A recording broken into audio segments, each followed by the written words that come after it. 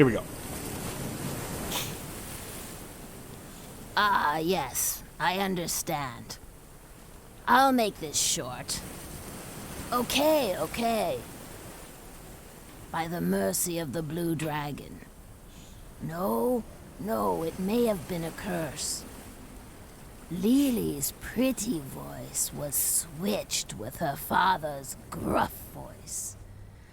And the only way to get her own beautiful voice back was for her to kill her father.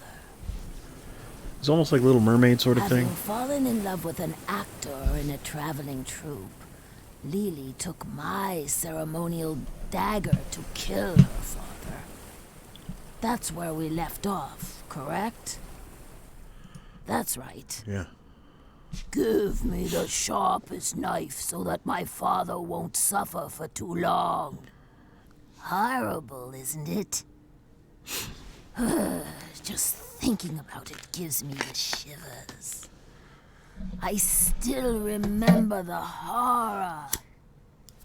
Lily's pretty lips spoke those horrible words in the gruff voice of an old fisherman. She didn't kill her father right away, though. She couldn't. Every night, she would go to her father's bedroom and stand beside his bed. She would lay the dagger on her father's bearded throat.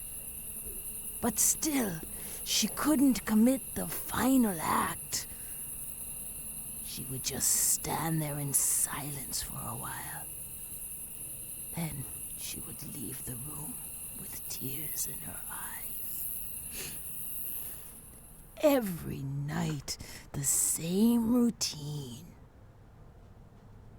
But actually, her father was not asleep.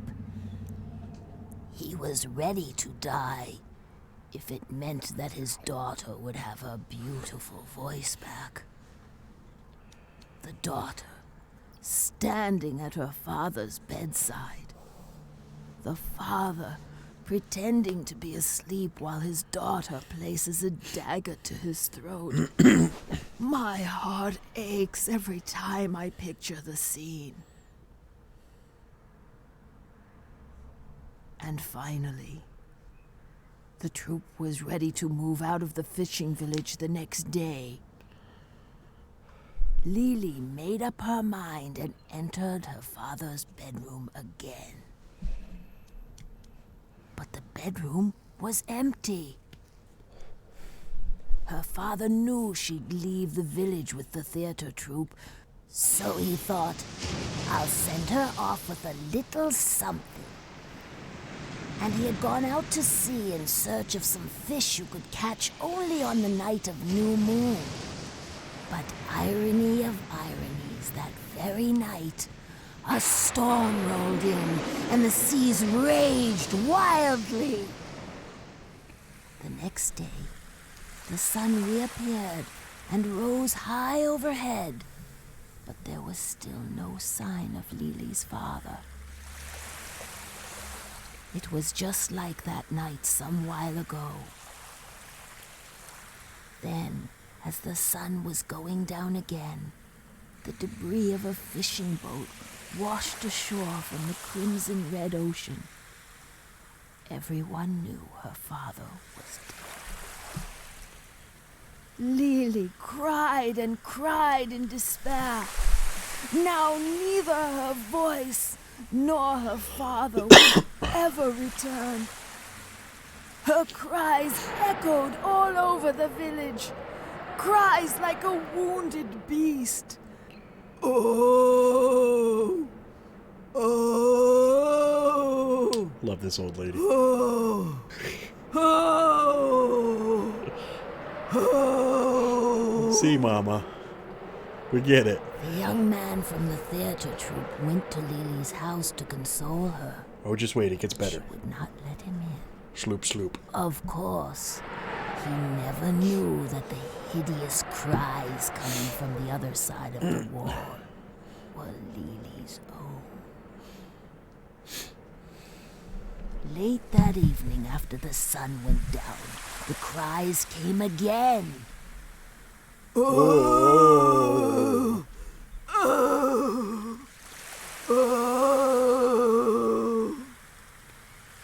Lily's voice had grown hoarse from her endless wailing, making it sound even more fearsome. But then, another very strange sound joined in. Shloop, shloop, splat, shloop, shloop, splat. Love it. It was like a wet, sloppy piece of meat slithering across the ground. The sound was coming from the harbor, and it was getting closer and closer. Shloop, shloop, shloop, splat, shloop.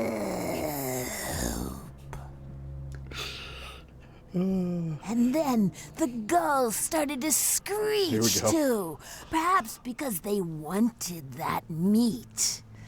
Shloop, shwee, shwee, shloop, shloop, splat, shloop, splat. Shloop, shloop. Oh, we're making a highlight of The this. sound stopped right in front of Lily's house. Soon, the door began to open.